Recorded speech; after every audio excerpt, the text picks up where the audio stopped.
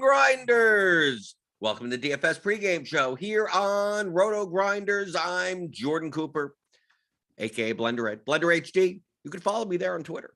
And this is the show where we talk about yesterday's big slate, go through results DB, see what landmines that you were able to navigate around for yesterday's slate, and then talk a little bit about we'll make a couple of lineups for the early slate, okay? Even though we're probably not going to have like half of the lineups aren't going to be out yet, but we could take a look. We could take a look at it, right? We got some ownership, some preliminary stuff up. Take a look at the early slate, and then, as always, answer your DFS strategy questions. Doesn't have to be baseball; it could be anything, whatever. It's guided by you, right? Some people watch this later. Some people listen to the podcast version, which you should subscribe to on iTunes.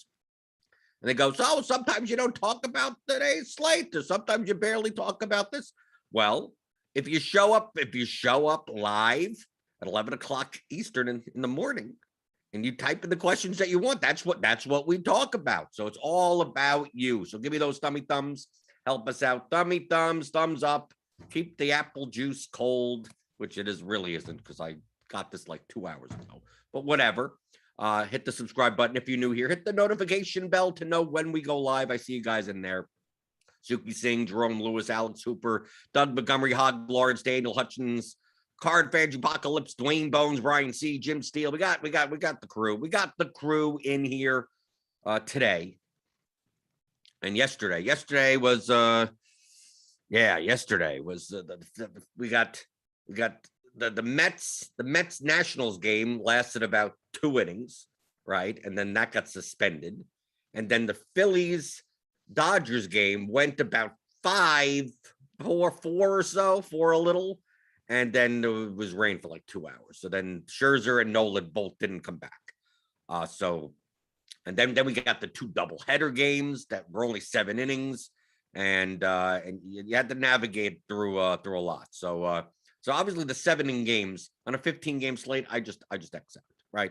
You could possibly take one-offs from those types of games, but the ceilings of those are so suspect. On a 15-game slate, I could just go elsewhere. So at pitching, I did not do well yesterday at pitching, right?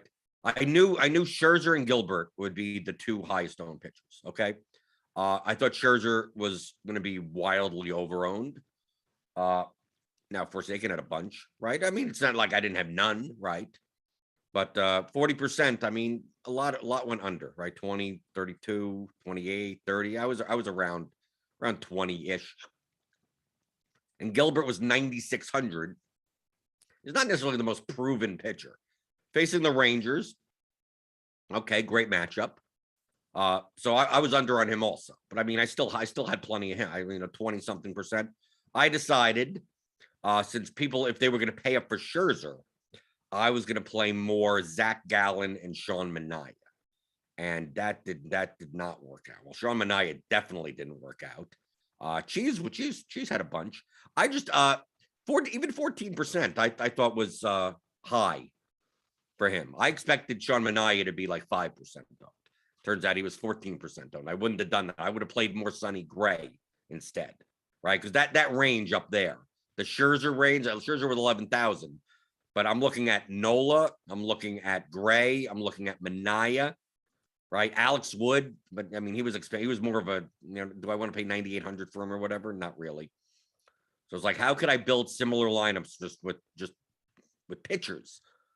So I did have a lot. I mean, I had like 4 times the field of Sonny Gray, but I also had I had 36% Sean Manaea, right? And Zach Allen was like 7,100. So I was trying to I fit in a lot of Odorizzi, Gallen type of lineups, and then spend up. And then I had a bunch of J.A. Happ. J.A. Happ projected as the best point per dollar pitcher in the bat yesterday and didn't disappoint. 23 points. So it was the second highest, third. Griffin Jacks was the highest scoring pitcher, 10 strikeouts. The game before, he pitches 6 innings, 0 strikeouts. Now, all of a sudden, it's like he's mowing people down, right? Against the White Sox. We had him, but barely anyone had him. I mean, almost no one, a lot of sharp players did. Wasn't even in the pool, right? Aaron Nola, 22. He could obviously have scored way more if it wasn't the game didn't get to go into a rain delay. But I still have plenty of Nola. I had a much wider pitching pool yesterday. I played 120 lineups. I played a lot more of Daniel Lynch. A lot of people didn't. 11 points, not bad. Not horrible, right?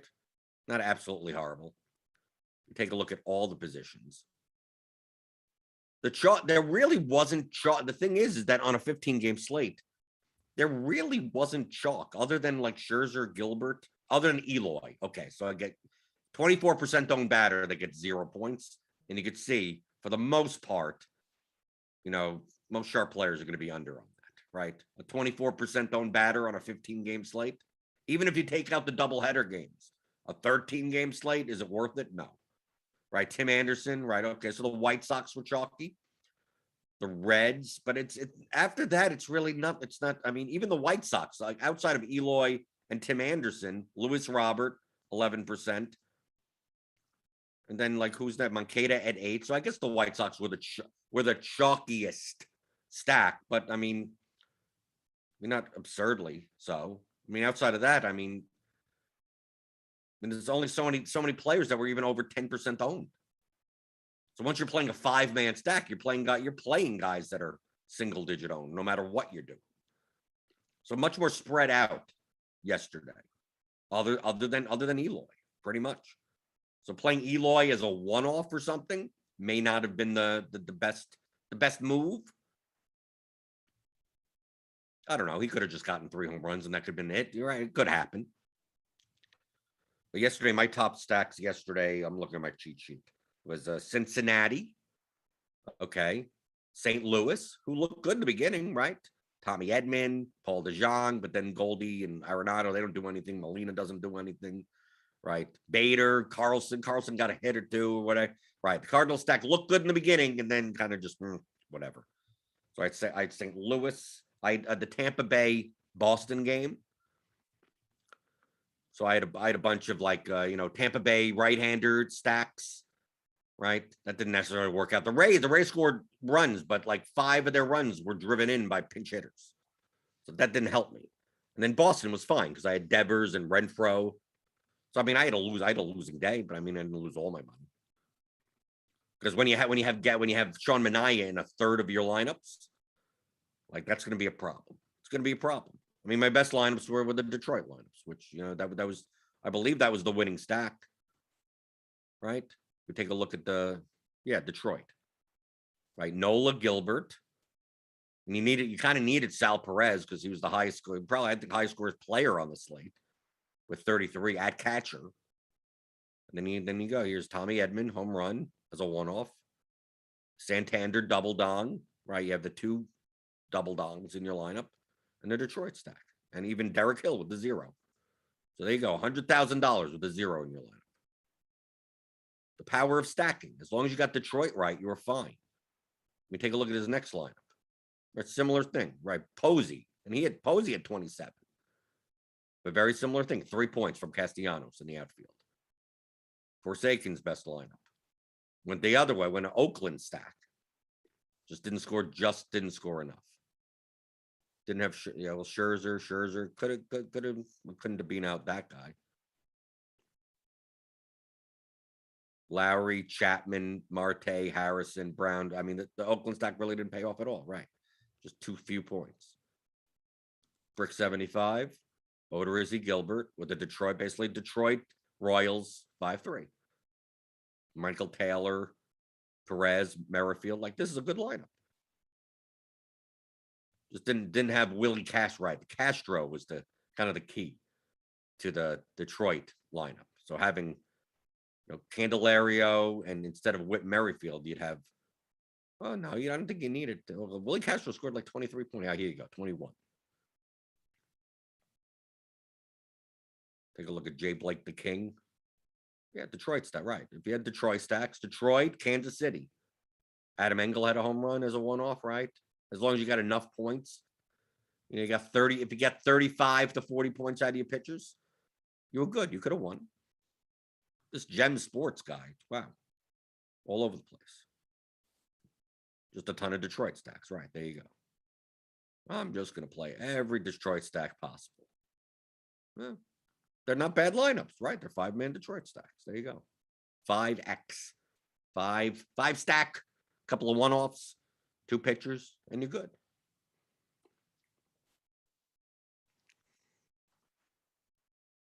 Let's see. Chris Galligan. Sup, Jordan? Hope you had a good night, which I didn't.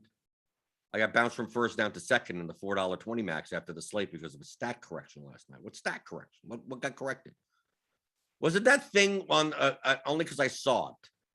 Was the last play of the Seattle game, there was an error. It was originally ruled as a hit.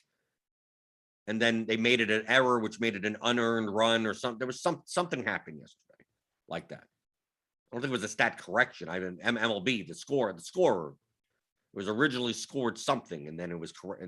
Like the stat wasn't an error in the DraftKings lobby. Like it was actually corrected on the field. I heard something. Maybe did I dream it? Did I fall asleep too early? I don't know. All I know is that someone I know was saying like some unearned run had to be changed or something. I have no idea. Once I saw that I had no chance at first, I go to sleep, right? That's what I do. Where was I in here? Where was my best lineup? No, that's not my name. 97th. Okay, I got 97th, right? What was my best line? But Detroit stack, right? There you go. Right. But I had Haas, right, at catcher. So Haas, Cabrera, Castro, Goodrum, Grossman. I had Renfro, 23. I had Santander, 28. I had Dozier, 7. Yeah.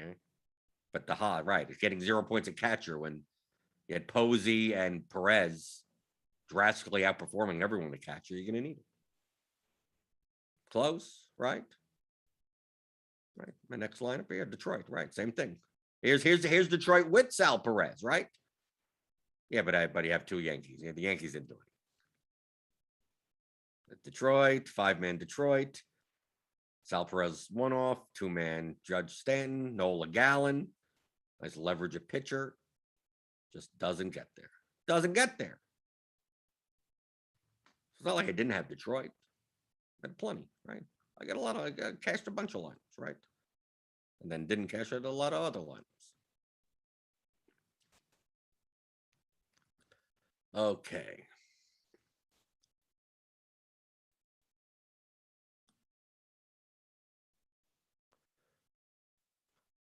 Ronald Coley, MLB is so frustrating, and the low dollar contest lineups with a bunch of one-offs keep winning because they're the most likely lineups to win. That's common. Enough people throw in one-off lineups that one of them will win, especially on a slate where it's lower scoring, where there's not one team that put up 12 runs or something. Yesterday's slate, I mean, did you need a stack? No. Can you find all the one-offs that work? Yeah.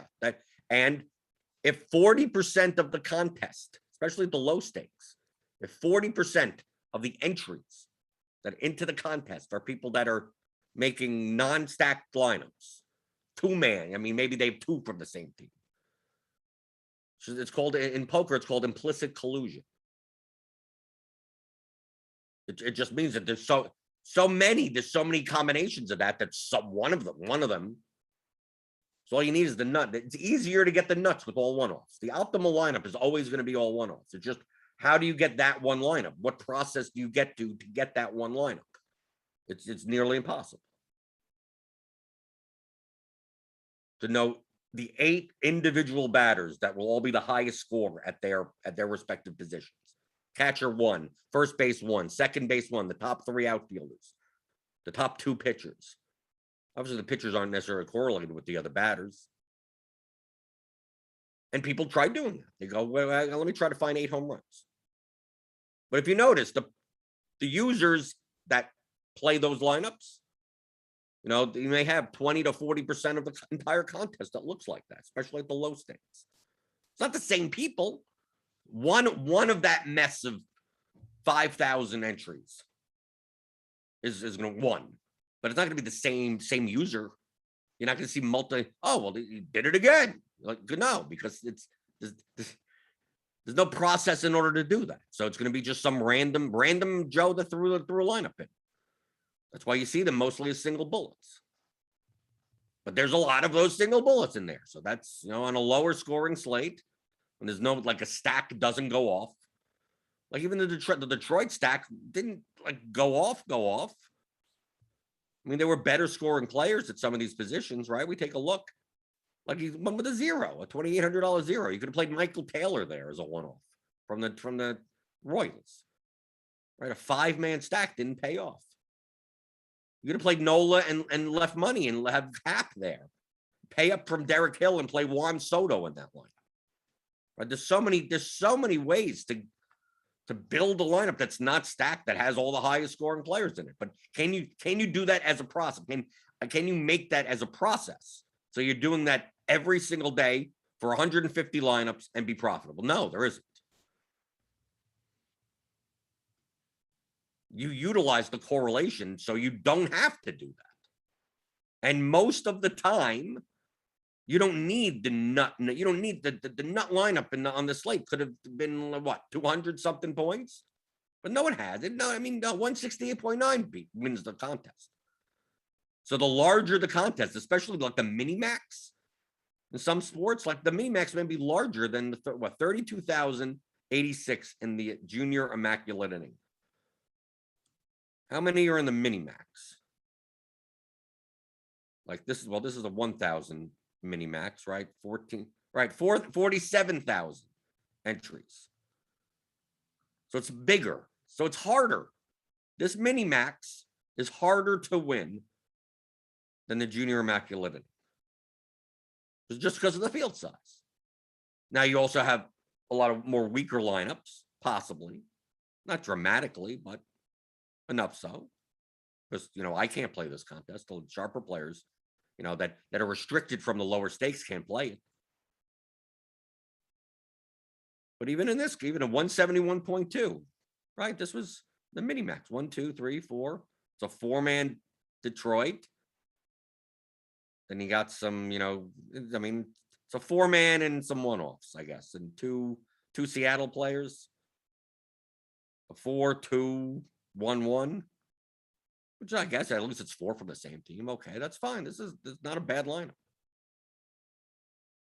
It'll work on a slate where no 5-man stack really pays off, and no 5-man stack paid off yesterday, even though it was a large slate. So this is fine. But you could find, like, let's take a look, a Henry, whatever. But even this has some 3-man. A lot of times you're looking for the single bullet. Tamarack, 1, 2, 3. Like, this is kind of a messy lineup. Right, but you could tell by, like, the amount of, like, 150ers or whatever. That all these guys, you're playing at least 4-man on DraftKings, right? You do something like that. This is the mini max. But you're still going to get a bunch of Danny 13. Let's see. 1, 2. Like, take a look at this lineup. Texas, Pittsburgh. I mean, this is a mess. There's no more than 2 players from one team. And some of these other players are like, why are you playing? Jason Martin at almost no ownership. Griffin Jacks is in this. Look at this lineup. Sonny Gray, Griffin Jacks, and no stacks. 2-man Giants, and that's it. Could this lineup, it could have won, right? 152 playing a 0.5% owned pitcher that put up the highest score, right? You got the nut catcher. Instead of playing Akil Baddoo, instead of playing Gregory Polanco or something, and Akil Baddoo, he could have played Santander right? He gets the 20. Let's say you get the 28 points from Santander instead, because you're throwing people together, right? This has no correlation to it. You could have easily played 28. Santander was cheap, right? He was like this price. So you add 28 points to this, and that's 170.55. He comes in like second place. Right? And instead of playing DJ LeMahieu, he plays someone else. Or Brandon Crawford, he plays whatever. Whoever. Paul DeJong, he plays Paul DeJong in that spot instead. Because Paul DeJong was like 4,300. And then he plays Santander here.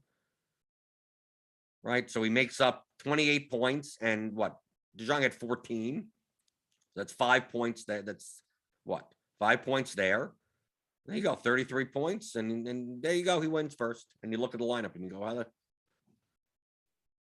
that guy would look at this. Look at this lineup. It's crazy. But feel free to try to reproduce this try to build these lineups every day and be profitable. But enough people build these types of lineups, one of them shows up top. You're not going to see the same person. Until then you could come to me. If you see someone at 150 maxes and builds lineups that's in MLB that are just not correlated much at all, and is taking them down like every other week, then we could talk. Then we go, okay, what are we missing? Now we got to start investigating. Right? But when the people that are spending the most amount of money, that are most profitable, are not building these types of lineups, there has to be a reason, right? Just the Occam's razor, right? But just because you see one lineup on top doesn't, yes, all one-off lineup can win. But how many combinations there are of that? Millions. So it's not the construction. Okay, what 8 batters are you going to put in? And if you're wrong on any one of them, you're probably dead. And you don't need the nuts. So you don't need all the 8 best one-offs. So since you don't need the absolute nuts, so why don't you just reduce the amount of things that you need to have that are positively correlated to one another? So that's why you stack. People take like sampling bias like to extremes. I mean, we see what's going on in the news now. Oh, it happened once. That means I have to throw everything else out. No, of course because the probability is never 100%.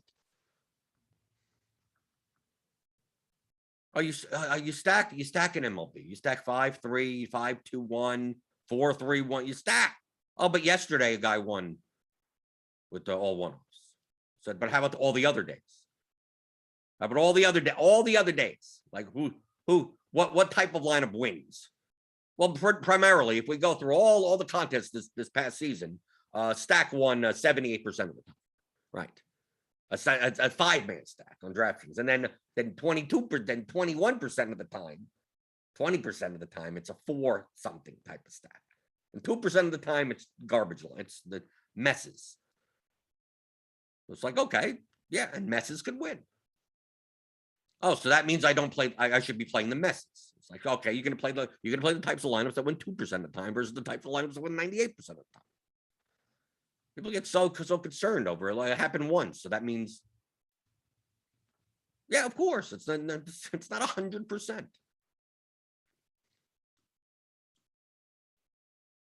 Oh, let's see. Go through the YouTube chat.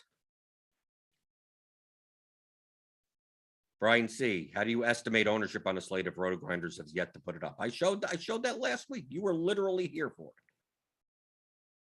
By running 300 lineups in the optimizer with, some type of max cap on, whatever you think the highest owned pitcher and highest batter is, just set your max to that and then just see what comes out. Are you going to get exact ownership numbers? No, of course not. You get more of a sense of like what stacks will be more owned and what pitchers will be more owned and what combinations there are.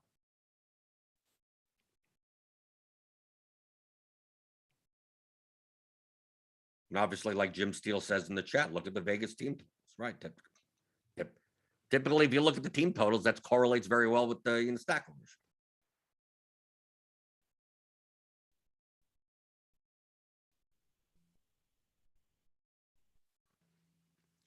Brian C. So why stack exactly?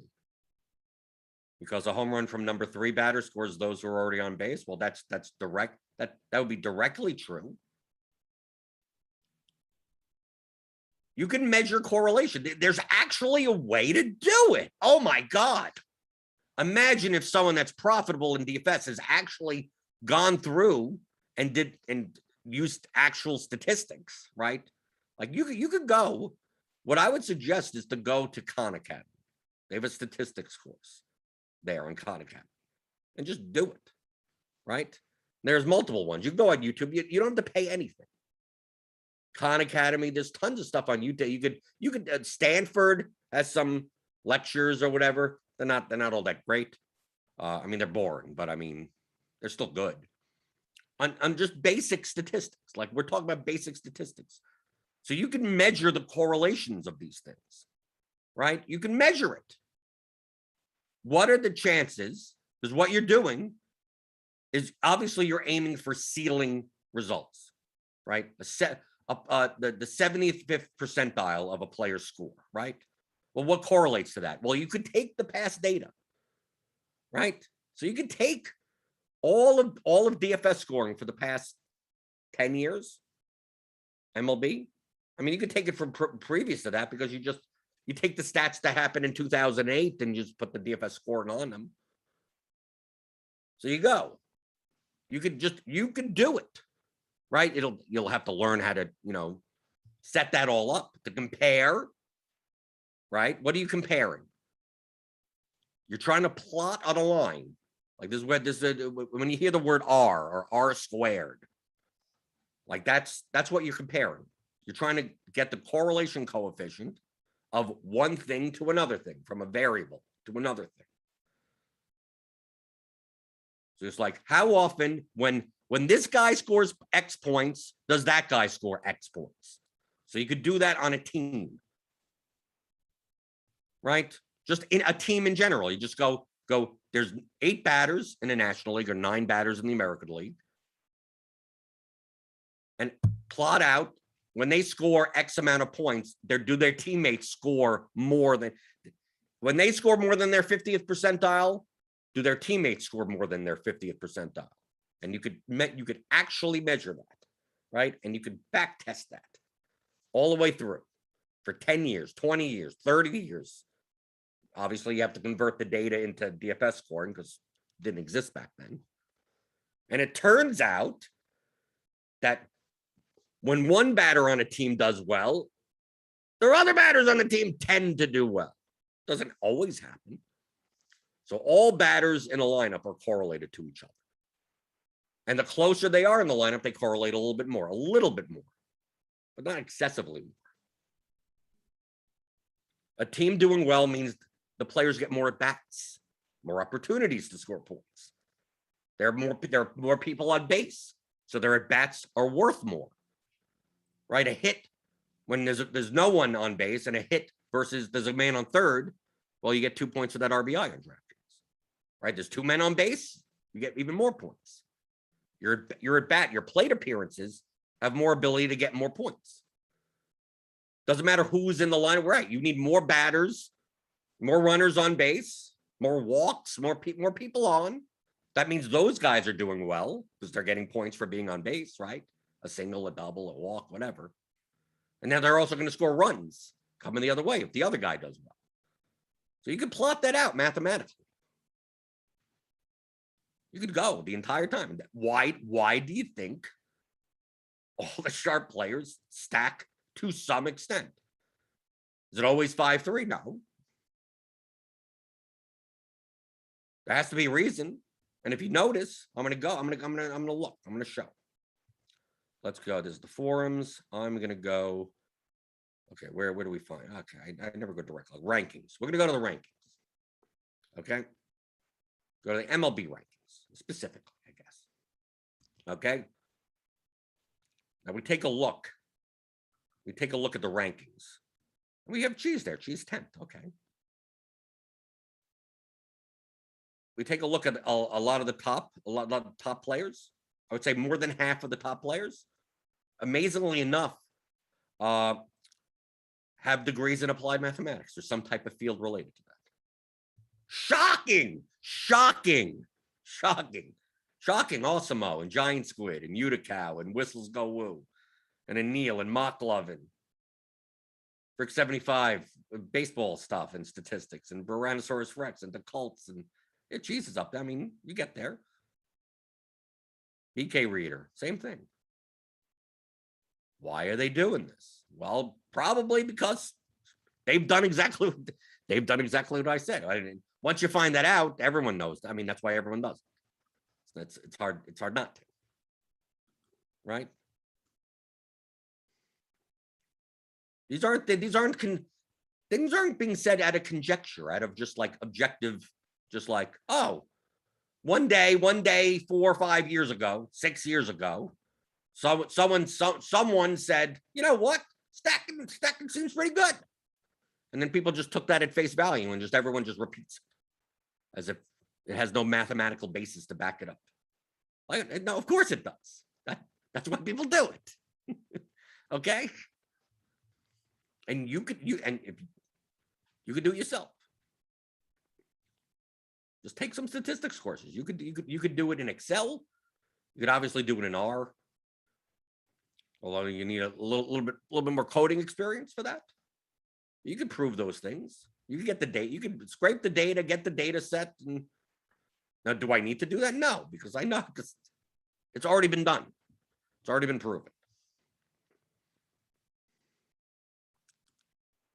Let's see. Daniel Hutchins, correlation increases your variance, chance of very big or very small score, which helps in GPPs, right? Because the results of all the players are related to one another. If team does well, their batters do well. If team does badly, the batters do poorly, right? And they're all related to one another. 5-man stack gets shut out. Well, you're at the bottom of the lineups. Team scores 12 runs. Probably 5 guys did really well. Like, that's it. End of story.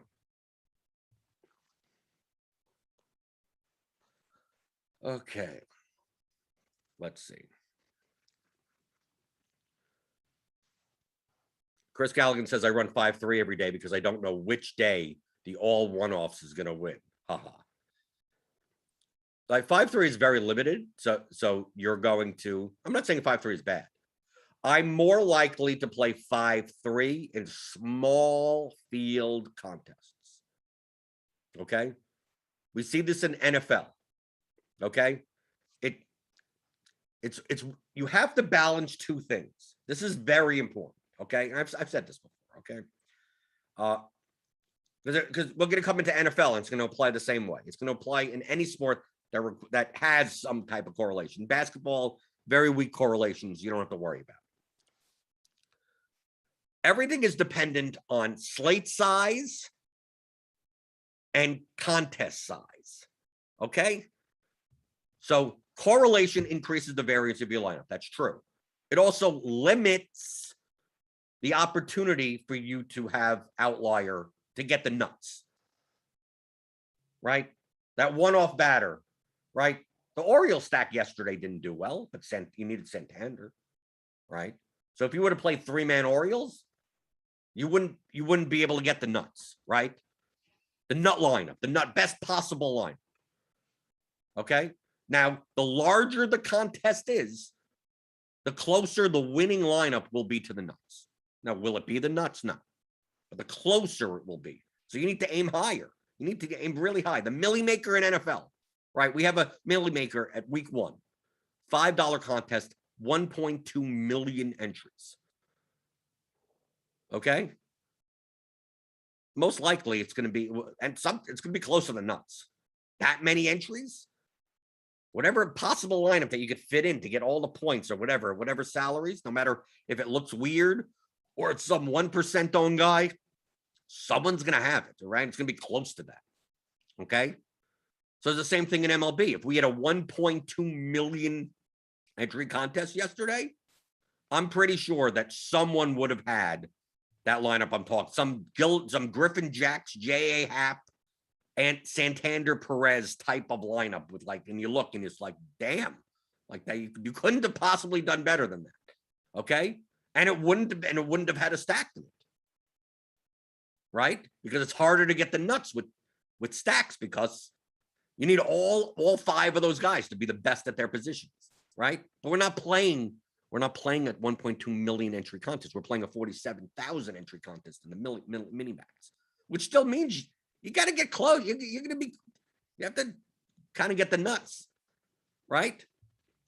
So if you play 5-3 in this large of a contest, you have to realize that you're limiting yourself from landing on the nuts, right? If you would have played Detroit, Kansas City yesterday, you probably would have won. But it depends on which players that you chose. Let's say you didn't have Perez. You played Dozier, Merrifield, and whatever, and Benintendi.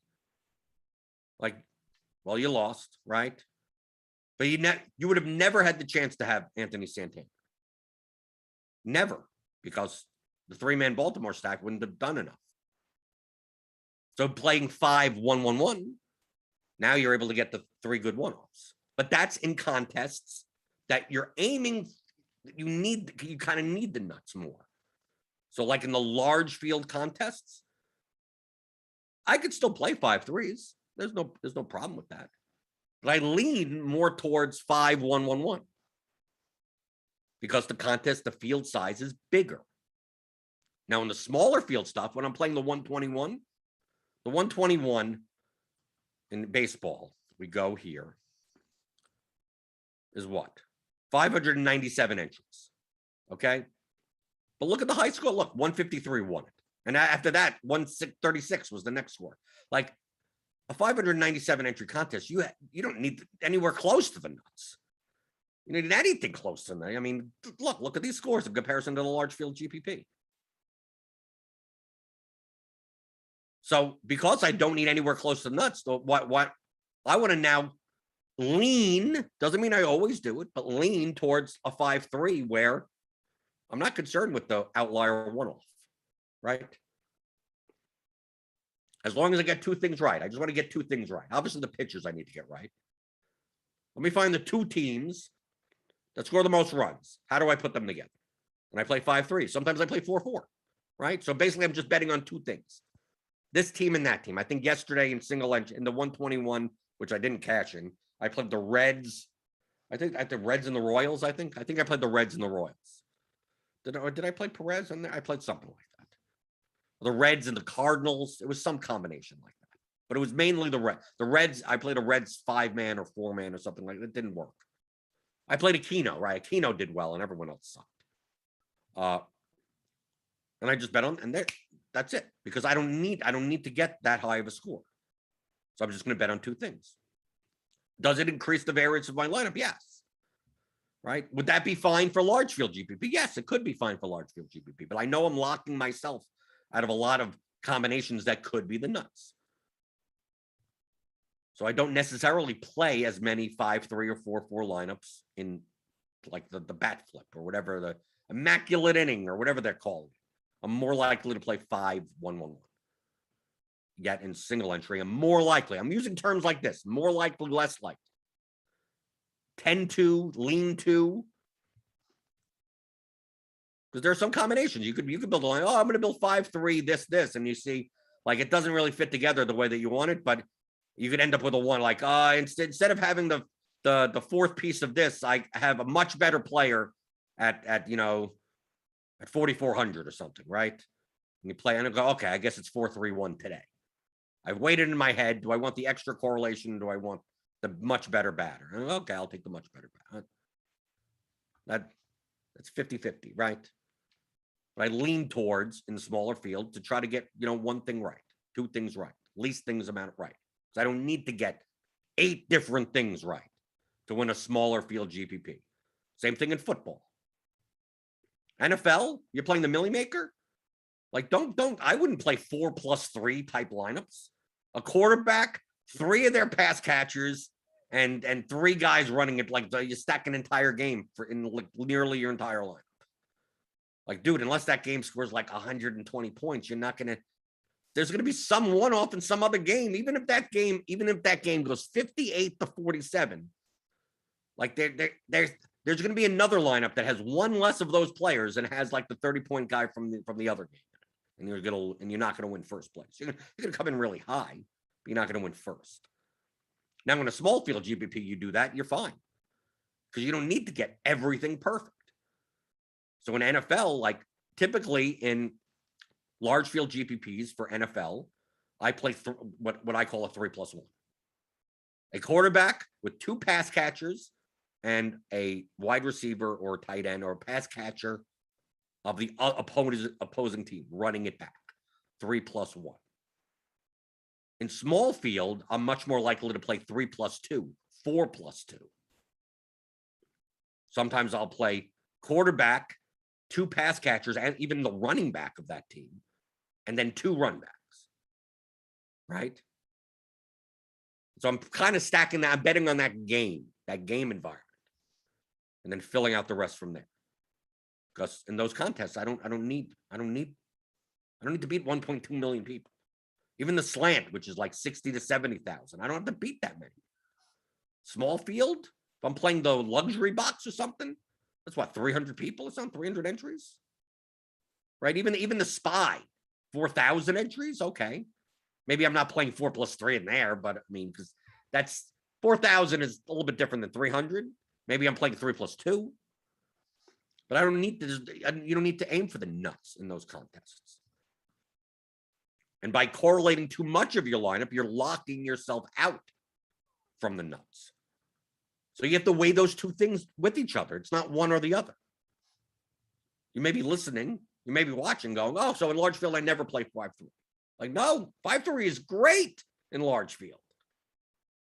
But you're sacrificing the ability to get the nuts with more correlation, with more increased variance in your lineup. Right? It's these levers. You have to think of DFS as levers. I mentioned this in my course, right? Theoryofdfs.com, 15 hours. It's all weighing one thing. There's not one answer. That's when people, do you do this or that? Like, there's no answer to that question. Depends on the lineup, depends on the contest. You can find lineups that do that. You can find lineups that don't do that have similar expected value. So you have to think of, where's the correlation lever? Where's the leverage lever? Where's the projection lever? Those are the 3 main levers. But in this case, it's like, well, the ability to make the nuts lever and the correlation increased variance lever. Like, you're going to sacrifice one for the other. So as long as you get the right balance, right, you could build pretty much whatever the hell lineup you want. You can build one lineup for large field that's 5x and one lineup that's 5-3 and be like, okay, this 5x1, 5-1-1-1. I'm sacrificing a little bit of correlation, but I'm increasing my projection a little and playing 3 1-offs, and maybe 1 1-off gets me into the nuts. And then the 5-3 lineup, you're like, well, I'm sacrificing a little bit of the ability to get the nuts to have this highly leveraged 5-3 stack. Okay. So it's not one or the other.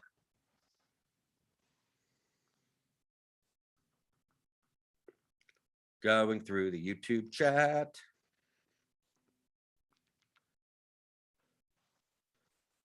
Michael Dampier says, I think you've said it before. If you know that people are stacking too much, stacking will become negative EV. Is that right?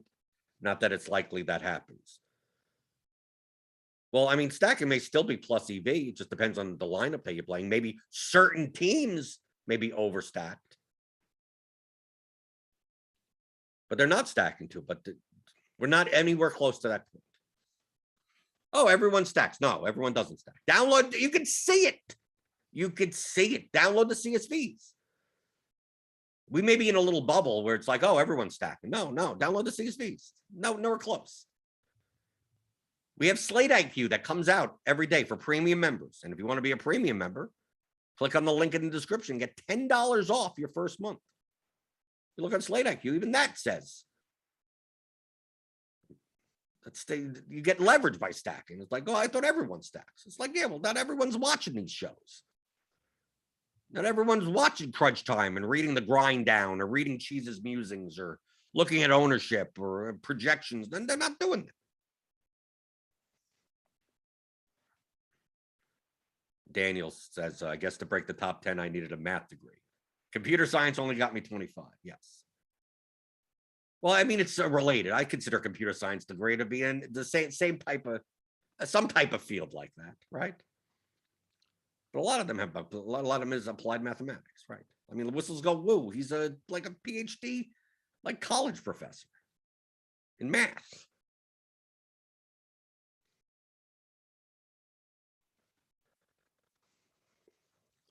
Daniel Hutchings says, my Sims confirm what you're talking about. In smaller contests, hundreds of entries, my code generates more stack lineups than the huge GPPs, which still have mostly stacks. Right, of course.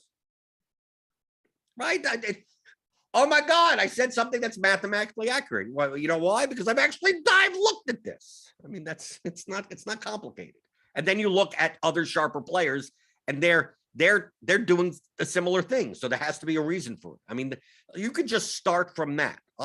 Most of what I learned on how to play DFS well, and the game theory of it, is from studying other players.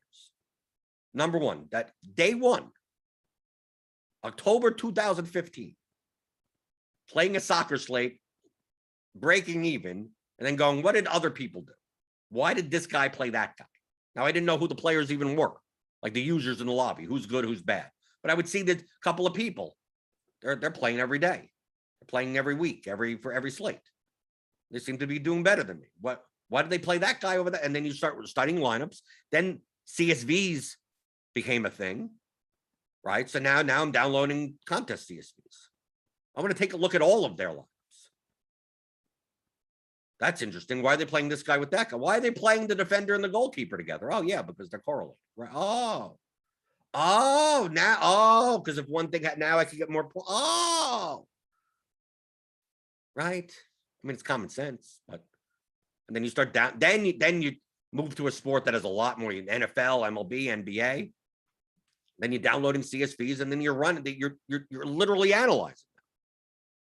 This guy's owned this much. This guy, these exposures, these lineups, and then you could run a lot of stuff. And you could see why do people? Why seems like all the people that do well are making these types of lineups. There may be different players, but it seems like there's 4 or 5 guys from the same team. I'm assuming they're correlated. Right. And you could run that, like I said, plot out the points for the past 10 years and do all of that. And you could see that you could get a correlation coefficient from player to player. Or you could think in terms of, how efficient markets are. That if people are beating a market, the most profitable people have to be doing something that you're not doing. And if you look and you go, well, they're doing, you look at the top 50 people and they're all playing 5 guys from the same, like that has to be optimal. At least maybe not optimal, but at least profitable. And then you could look and you see whether or not they're crazy, but they're probably not. If you see one guy winning in a short period with weird strategies, that could be an outlier. That could just be plain variance, plain lucky. They do it. That's why I said, if you show me a user that has won playing 150 lineups, because obviously if you had that much of an edge, you'd be playing 150. You'd playing a lot more lineups. So show me 150 max player that plays all one-offs that is then over a course of a season that shows profitability. That show maybe. Show me what, I mean, just to find 150 monster that does it, you're going to find 0 of them. But I mean, if you had that much of an edge, if there was some way to be more profitable that way, someone would be doing it. Someone would have analyzed the data and be doing it already. And they're not. So probably doesn't exist.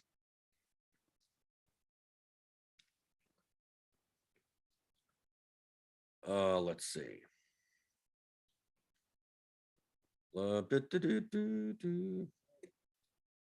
Adam Pantano, any thoughts on the early slate? Initially like KC, and I'm thinking they will be chalky now. Well, I don't like anyone. Was Lance Lynn scratched? Did that happen? Did I miss that? Did that come through? Ronaldo Lopez will start in place of Lance Lynn for the White Sox on Wednesday. Oh, so Ronaldo Lopez is okay. That's going to change everything. That's going to change absolutely everything. Do we have updated projection? Probably not. Let's see. Oh no, we do. We're not, but we don't have to project right. The bat updated for that. So now Framber Lopez, Frender Valdez is going to be. How many innings is Ronaldo Lopez going to pitch? Oh, this is going to be a mess now.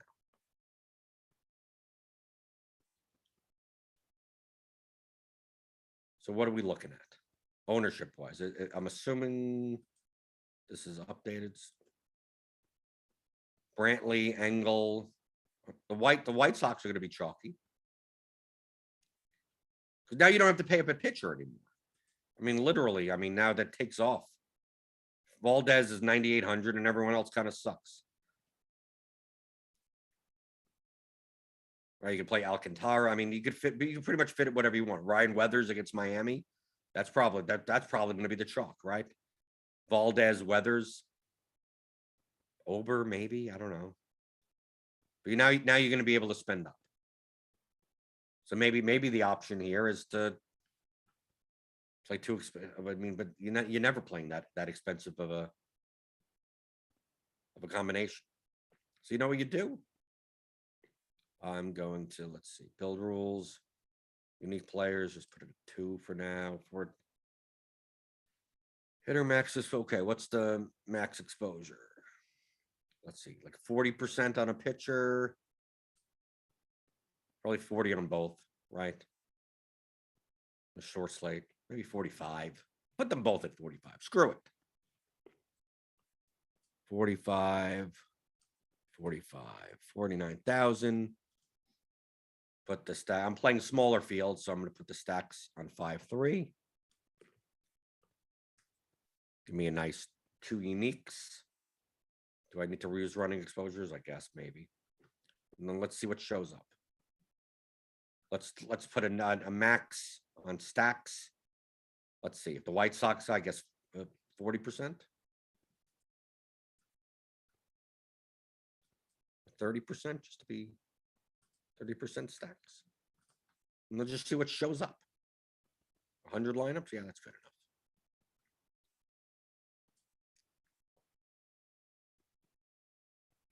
Let's see.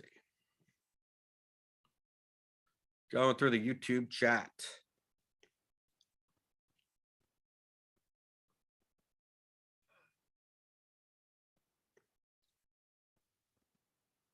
Yeah, Daniel says, I think my code generates some tiny proportion of like all one-off lineups, but it could just be rounding error or variance. Yeah, I mean, it would have to project so much higher than so many other lineups for that to, like, I could see it happening, right?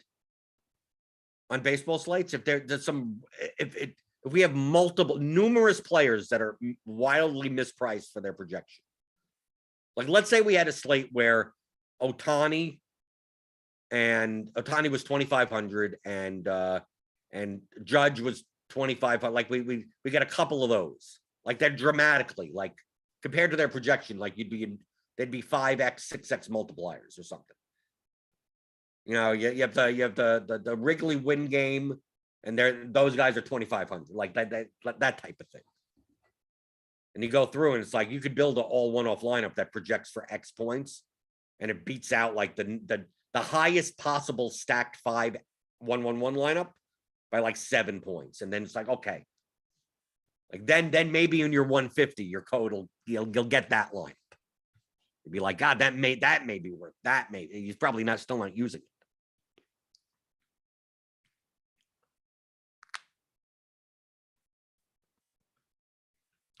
Let's see. Charlie Guap says, people can't learn from other people. It's too much pride.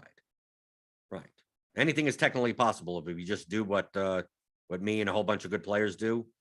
You'll do better, but everyone thinks they're smarter than everyone, so they do their own. Well, that's good. Then we make more money off of them. We make more money off of them. Let's see what happens. Okay.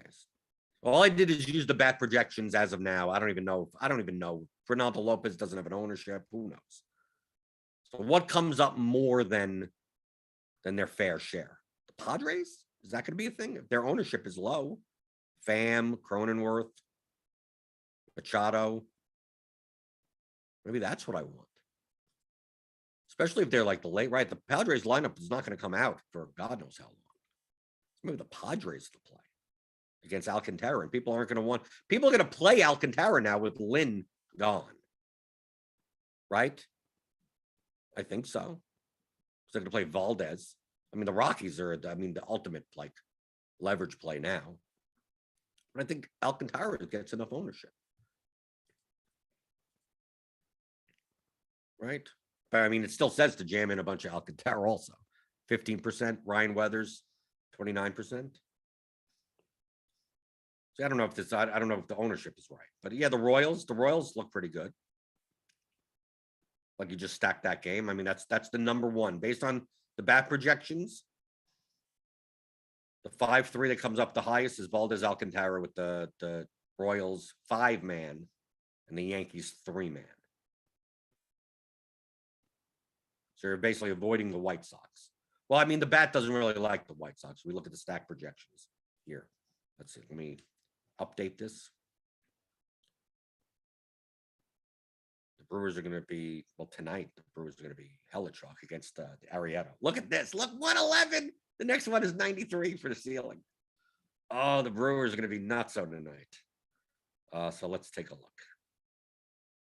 Anything in the early, right? Kansas City actually has the highest ceiling projection. So highest point per dollar also, according to the bat. The next from there is the White Sox, 86. So there's a nice 3-point difference between them. Or the Padres. Padres are down here, 77. It's a small slate. Am I going to make that up in relative value? I'm assuming the Royals are going to have to generate some ownership, some more ownership in this. I mean, Perez will be super owned at catcher, obviously. Because we see here in the top lineups, like 5-3. Here's Royals, White Sox. Right? I did 5X, right? No, 5-3. Okay. So I'm playing small field, right? If I was doing large field, I'd do 5X here.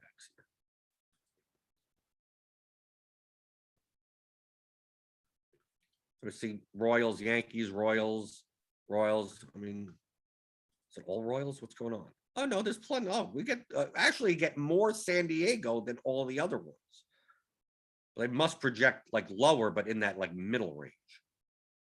Just look at this 5-hitter stacks. San Diego actually comes up more than Kansas City, even though Kansas City is at the top. So let's see what those look like. So we go down here. We have 103, 102.89, 102.66, 102, 101. It's all Royals. Royals, Yankees, Astros. 228%. I wouldn't play that. Here's the White Sox stack, right? I can't see playing Eloy. I mean, if he beats me, he beats me, but I'm not going to play a 40% owned batter. And Adam Engel. Yeah, I think that the White Sox are going to be the highest. Okay, here we go. Here's a 3-man Padres. Machado, Cronenworth, Pham with Valdez, Weathers, and you still get to play the Royals. So this isn't bad. A lineup like this. And Cronenworth, I guess, will be owned. You play Weathers, Valdez. Yeah, because you can't play Alcantara in this lineup. Go through. Let's take a look at some Padres. Where you go? Where's the 5-man Padres? Here's 3-man. Here's another Royals, Padres. Brady Singer in this lineup. Here we go. I mean, you're sacrificing a bunch of projection, right? So that's what I'm saying. Valdez, Weathers, 5-man Padres, and 3-man Twins. 91. The top one is 103. So you're sacrificing a bunch for that. So the Padres actually don't project all that well. But you think they'll be the lower owned of the White Sox, the Yankees, the Royals, The Twins are play. I mean, now that they're facing Ronaldo Lopez, I don't know. The ultimate leverage play we all know is the Rockies. Okay, Valdez is going to be super owned now. Do you do that? I mean, you can. Will I? I'm not sure. Because look at the top of this lineup now. Connor, Joe Dazis. Like, who's a good Taylor Motter is playing? I mean, this is ridiculous. Sam Hilliard strikes out 700% of the time, right? Elias Diaz is now batting fifth in the Colorado lineup. It's cheap. You still have to pay for Story probably in the stack.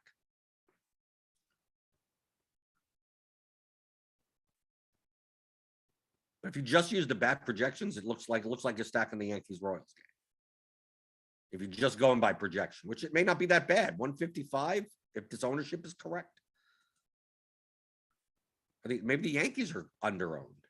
Are the Yankees under-owned? Maybe that's the play. There's going to be White Sox 1. What's the difference? Is the White Sox going to be twice as owned as the Yankees? Maybe you play the Yankees.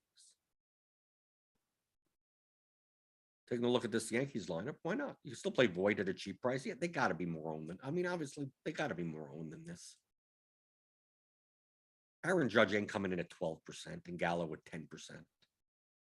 Odor at 1%. That ain't happening. That ain't happening. They're pulling our chains. They're pulling our chains here. But this is what I do to look through lineups. Like I'm not looking. Well, this guy has a left-hander versus what? Like no, it's already factored into the projections. Right? I'm using Derek Carty's bat projections, and I just look at. I'm looking at lineups, not players. What do these lineups look like? Right, and then I can change things. Like okay, if I don't play that guy, if I play this, and what do that constructions look like? And then compare them to each other. Just look at the difference between these lineups. Like which lineup would you, if these numbers were accurate, which I'm not saying that they are, which lineup would you rather play? A lineup that this one projects higher and is less owned than this lineup. So you'd play this one as a combination. And look at this. This one projects, this one down here projects for 0.31 less, but is much less owned. Right, so you'd rather play that line.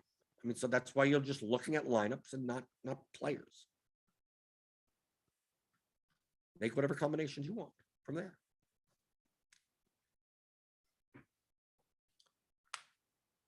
Oh. Feel free to hit those thummy thumbs. Give me those thummy thumbs.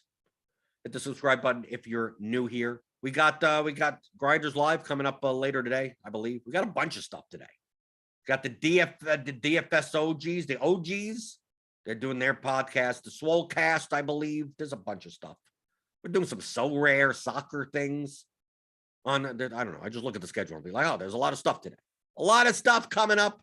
And if you hit the notification bell, you'll know when we go live.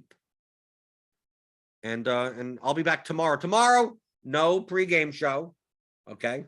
I don't know if I have to repeat this 18 times like I did last time. 11:30 Eastern tomorrow. It's crunch time because we got an early slate. Like this is an early slate, but not an early. We got a 12:10 lock time Eastern slate tomorrow. So it'll be instead of the pregame show, it'll be kind of like the crunch time, more, show right before lock type of show. It'll be me and Cheese. Cheese is good, Dave Potts, guiding you through the last 40 minutes before the early slate for tomorrow. So that's 11:30 Eastern. You'll see the thumbnail on the RotoGrinders YouTube channel. So it won't be 11. It won't be 11 in the morning. Don't DM me. Don't message me. Where's the show? Just look. You'll see. You'll see my face. You'll see Cheese's face. It's 11:30. That's the time. But then I'll be back on Friday for casual Friday, right? Because we got some Thursday, these early slates on Thursdays. So we kind of get preempted, but I'm still here.